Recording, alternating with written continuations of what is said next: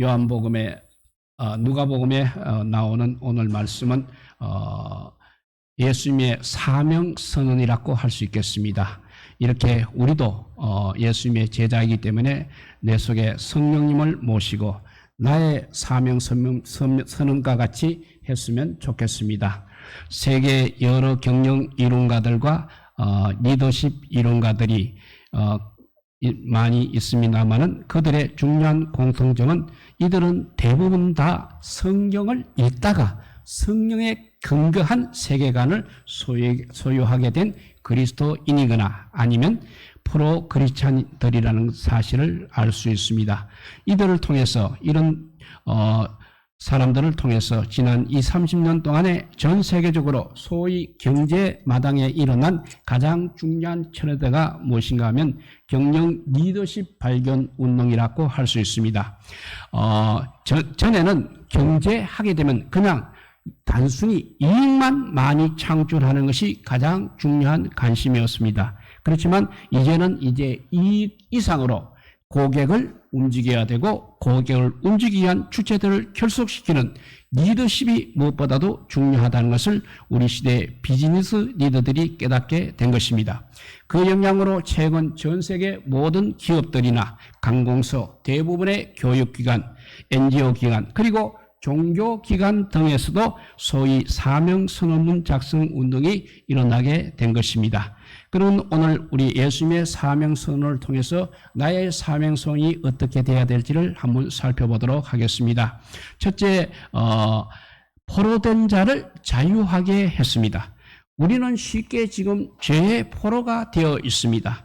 왜 우리의 마음이 이렇게 상하고 병이 들었습니까? 모두가 다 그 원인은 죄 때문인 것입니다. 그리고 죄는 거기서 끝나는 것이 아니라 한 걸음 더 나아갑니다. 우리의 자유를 속박하여 우리를 죄의 포로된 자가 되게 하는 것입니다.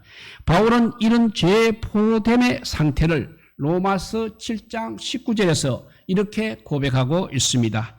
내가 원하는 바 선은 행하지 아니하고 도리어 원하지 아니하는 악은 행하는도다 라고 그렇게 고백했습니다. 이것이 영적인 자유를 상실한 죄인의 모습인 것입니다. 다른 말로 죄는 이렇게 중독성이 있는 것입니다.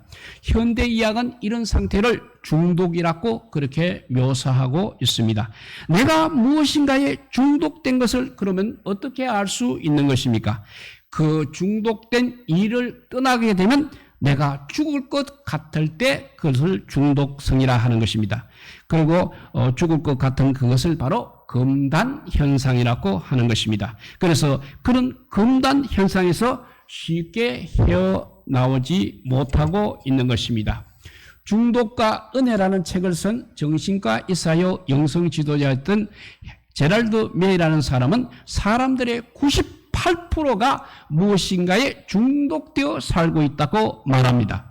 그런데 그 나머지 즉 중독이 안 된 2% 사람들을 자기가 아직도 한 번도 만나보지 못했다고 말하고 있습니다. 즉 그러면 우리 모두가 무엇인가에 지금은 중독된 채로 살고 있다는 말이 되는 것입니다.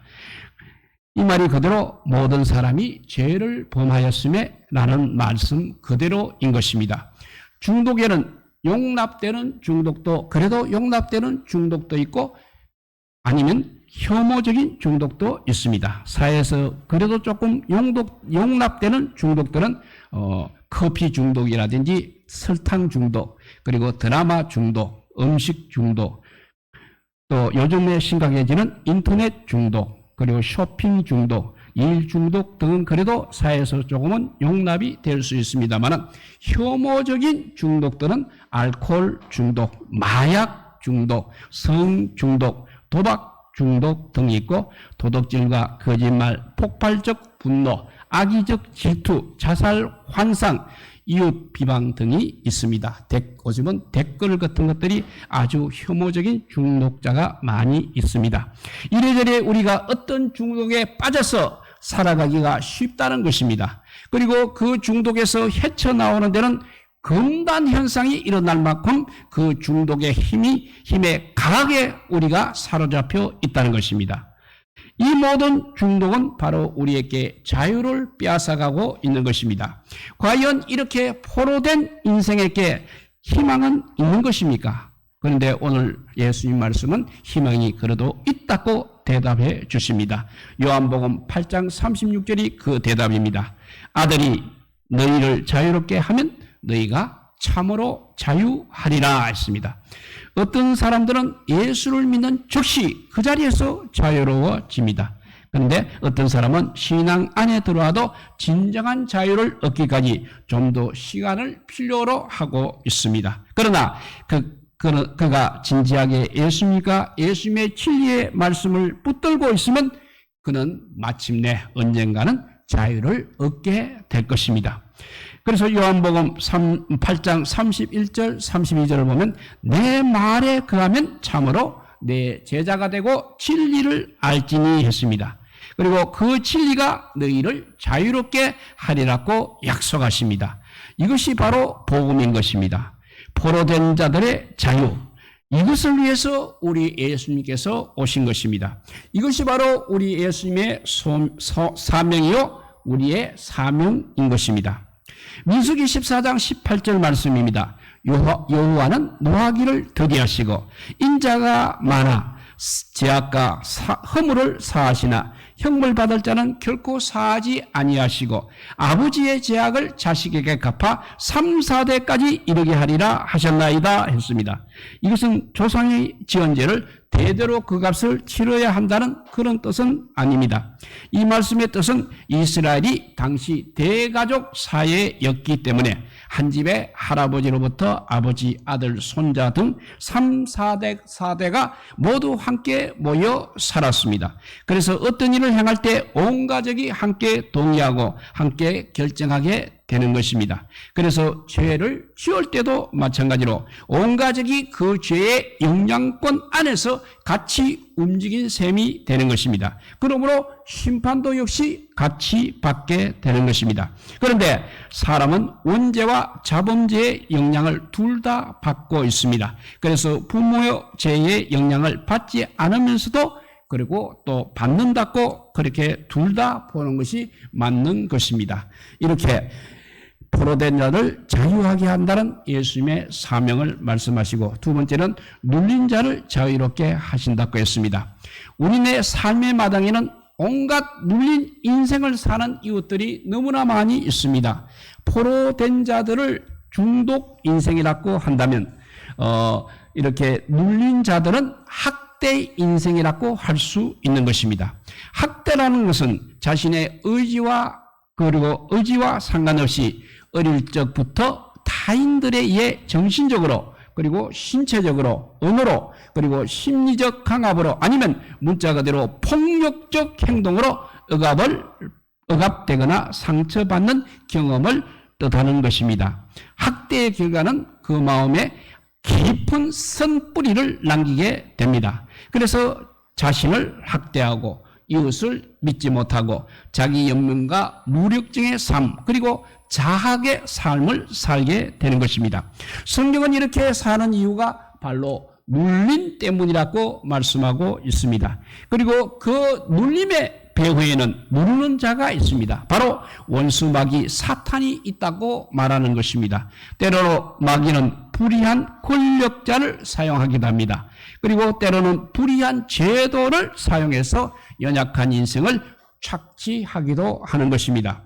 예수님께서는 이런 사탄 마귀와 맞서서 혹은 마귀가 부리고 있는 권력자들과 맞서서 자유를 선포하십니다. 사탄아 물러가라. 어둠의 세력들을 물러가라고 말씀하십니다. 그가 오시고 그가 말씀하신 곳에서 눌린 사람들은 치유를 경험하고 자유를 얻었습니다. 주님께서는 당신의 제자들에게도 복음을 전하도록 위탁하시면서 동시에 그들에게 귀신을 내쫓고 병을 고치는 능력을 주셨습니다. 누가복음 9장 1절 말씀입니다. 예수께서 12제자를 불러 모으사 모든 귀신을 제어하며 병을 고치는 능력과 권위를 주시며 했습니다. 예수님께서 그렇게 인생들을 도우신 것처럼 우리도 기도의 능력으로 무장하고 대한 진정한 사랑을 갖고 나아간다면 오늘도 눌린 자들을 우리가 자유하게 하는 사역을 감당할 수 있다고 성경은 말씀하고 있습니다. 아니, 그것이 바로 우리 예수님의 사역이었고 지금 우리의 사명이라고 말할 수 있는 것입니다. 그래서 이것이 은혜를 전파하는 것이라고 주님은 오늘 본문에서 말씀하고 있습니다. 주님이 일하는 은혜의 시대, 은혜의 시간이 이제 도래했다는 말씀입니다. 이 은혜라는 말은 본래 구약시대에 제50년에 해당되는 해를 희년이라고 해서 노예도 자유를 얻고 빚도 탕감받고 땅도 안식하는 해를 의미했습니다. 이제 예수님이 오심으로 바로 그 희년의 때가 왔다는 것입니다. 흥미로운 것은 오늘 본문의 출처인 이사야서 61장 2절에 보면 원래는 여호와의 은혜의 해와 보복의 날, 이 두 가지를 선포한다고 되어 있는데 예수님께서는 이 두 가지 중에 보복의 날은 일부러 생략을 하시고 한 개, 즉 은혜의 해만 이렇게 선포를 하셨습니다. 그 보복의 날은 바로 주님의 재림의 때가 되기 때문에 그렇게 하신 것입니다. 그러나 지금 현재는 바울의 말처럼 보라, 지금은 은혜 받을 만한 때요 구원의 날이라고 고린도후서 6장 2절에 기록되어 있습니다. 그러므로 지금은 이제 우리가 마음껏 은혜를 받으시기 바랍니다. 희년의 은혜를 누리시기 바랍니다. 그리고 그 은혜를 필요로 하는 우리 이웃들에게 나누고 전하시기 바랍니다. 이것이 바로 우리가 사는 이유요, 우리가 주님께로 받은 사명인 것입니다. 이렇게 포로된 자에게 자유를, 눌린 자에게 자유를, 그리고 세 번째는 눈먼 자를 다시 보게 하십니다. 죄는 우리의 자유를 빼앗아갈 뿐 아니라 우리의 눈까지 멀게 하는 것입니다. 우리는 그래서 눈이 멀어서 방향 감각을 상실하고 방황하게 되는 것입니다. 그러면 예수님께서 눈먼 자에게 다시 보게 함을 약속하셨습니다. 이것이 바로 또 복음의 능력인 것입니다. 물론 예수님은 문자 그대로 눈먼 자들에게 직접 안수하시어 고치시기도 했습니다. 물론 그러나 예수님은 요한복음 9장에 보면 맹인된 자를 치유하면서도 인간의 영적 맹인이 된 상태에 더 큰 관심을 가지고 계셨습니다. 요한복음 9장 40절 41절을 보면 바리새인 중에 예수와 함께 있던 자들이 이 말씀을 듣고 이르되 우리도 맹인인가? 예수께서 이르시되 너희가 맹인 되었더라면 죄가 없으려니와 본다고 하니 너희 죄가 그대로 있느니라 하셨습니다. 아직 예수를 믿지 못하고 제사함 받지 못한 바리새인들이야말로 영적 맹인임을 지적하신 것입니다. 그런데 이렇게 미래도 보지 못하고 사랑도 보지 못하고 생의 목적도 보지 못하고 사는 인생들에게 오신 예수님께서는 보지 못하는 이들의 눈을 만져주셨습니다. 마가복음 8장 24절에 나타난 맹인의 깨처럼 예수님은 그의 눈을 두 번이나 만지시며 물어봅니다. 무엇이 보이느냐? 이 맹인의 경우는 눈을 점점 뜨게 했던 것입니다.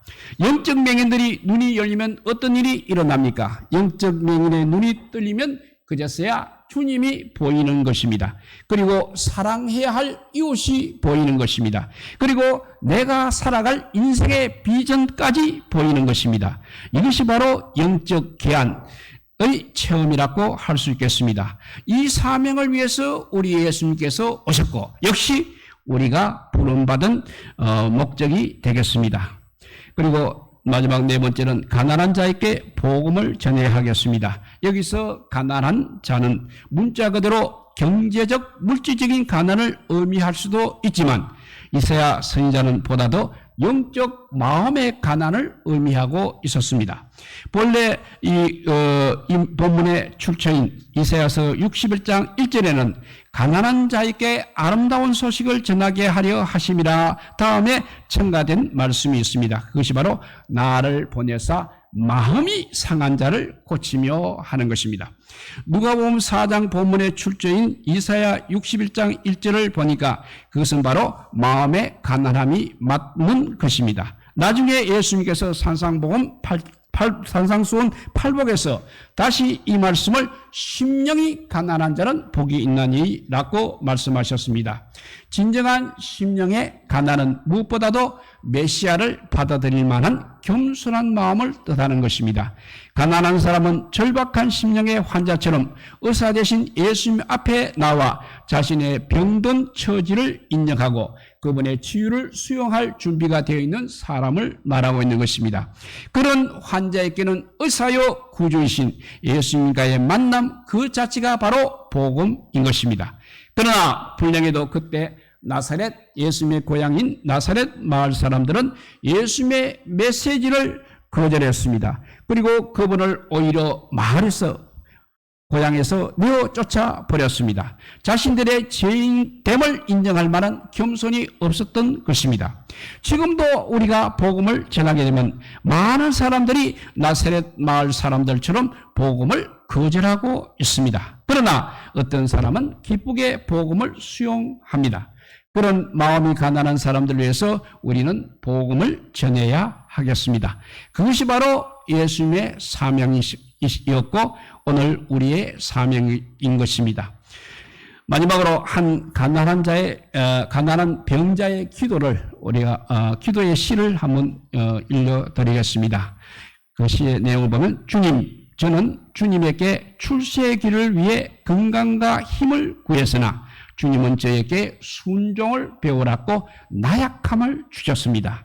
주님, 저는 원대한 일을 하고 싶어 건강을 구했으나 주님께서는 더 큰 선을 이루시려고 저에게 병고를 주셨습니다. 주님, 저는 행복하게 살고 싶어 부귀를 구했으나 주님은 제가 지혜로운 자가 되도록 가난을 주셨습니다. 주님, 저는 만민이 우르르 존경받는 자가 되고 싶어 명예를 구하였으나 주님께서는 저를 비참하게 만들어 주님을 필요로 하게 해 주셨습니다.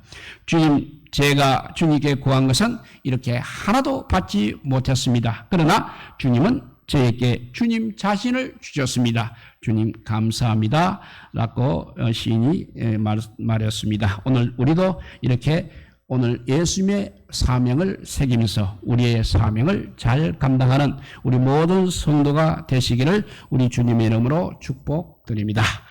기도하겠습니다. 사랑의 하나님 감사합니다. 이 어려운 세상이 아버지여 힘들고 어렵지만 그래도 아버지여 우리가 복음을 접했다는 것, 주님의 말씀을 우리 마음판에 새긴다는 것, 이거 하나만 해도 우리가 큰 복을 받은 사람들입니다. 세상 모든 사람들은 다 아버지여 눈먼 자요 병든 자요 정말 마지막 때 아버지여 심판대에 서서 주님께 아버지여 용서를 받지 못하지만 저희들은 아버지여 영원한 하나님 나라의 백성으로 살아갈 수 있게 하여 주심을 감사드립니다. 그래서 우리가 나약하거나 병고에 있거나 가난하거나 비참해도 아버지여 주님 자신을 가진 아버지여 저희들이 가장 복된 사람인 것을 알고 감사하며 살아가는 우리 모두가 되게 하여 주시고 항상 주님께서 하신 그 사명 우리도 잘 감당하는 믿음의 사람들이 되게 하여 주시기를 간절히 빌고 오나올 때 우리 구주 예수 그리스도 이름으로 기도드리옵나이다. 아멘. 예, 우리 찬송